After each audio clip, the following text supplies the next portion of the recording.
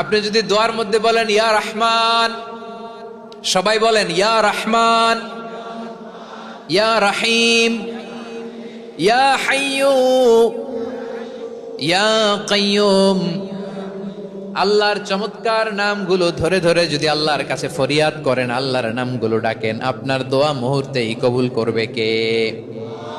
বিষ্ণু ঈসা ইসলাম এভাবে আল্লাহর নামগুলো ধরে ধরে জিকির করতেন, আল্লাহর নাম জপতেন। তিনি বলতেন আসআলুকা বিকুল্লি ইসমিন হুয়া লাক, আল্লাহ তোমার যত নাম আছে সব নামের ওসিলায় তোমার কাছে ফরিয়াদ করি, সব নামের ওসিলায়।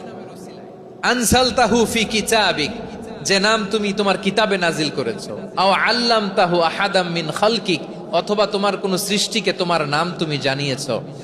আও ইস্তাসারতা বিহি ফি ইলমিল গায়বি ইনদাক, অথবা গায়েবের জ্ঞানে তুমি তোমার নিজের জন্য ওই নামগুলো সংরক্ষিত রেখে দিয়েছো। সব নামের ওসিলায় তোমার কাছে চাই। সুবহানাল্লাহ পড়েন। তার মানে আল্লাহ তোমার যে নামগুলো আমরা জানি এগুলার ওসিলায়ও চাই, যে নামগুলো আমরা জানি না সেগুলোর ওসিলায়ও চাই। আল্লাহর সব নাম আল্লাহ আমাদেরকে জানায় নাই, কিছু নাম জানিয়েছেন, কিছু নাম তিনি জানান নাই। সুবহানাল্লাহ বলেন।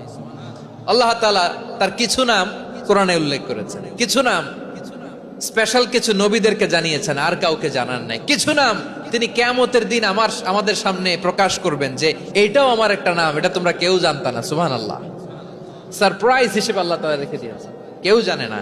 কিয়ামতের দিন আল্লাহ তাআলা সেই নামগুলো জানাবেন। আর কিছু নাম আছে সেই নামগুলো আল্লাহ কোরআনেও বলে নাই, কোন নবীরেও জানায় নাই, কিয়ামতের দিনও সারপ্রাইজ হিসেবেও জানাবে না। ওই নামগুলো স্বয়ং খোদ আল্লাহ ছাড়া কেউ জানে না। এজন্য বিশ্বনবী দোয়ার সময় বলতেন, আল্লাহ তোমার যে নামগুলো জানি, যে নামগুলো জানি না, সব নামের বরকতে তোমার দরবারে চাই, সব নামের ওসিলায় তোমার কাছে ফরিয়াদ করি। সুবহানাল্লাহ বলেন।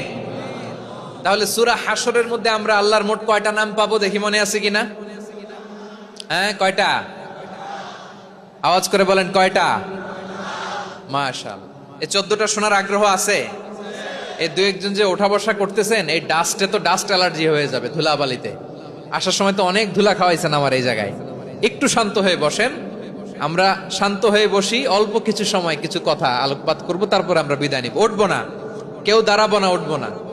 সেই গতকাল থেকে, গত রাত থেকে আমি দেখেছি তো আপনাদের কাণ্ড কারখানা, ভিডিওতে দেখেছি, কাঁথা বালিশ নিয়ে গত রাতে চলে আসছে।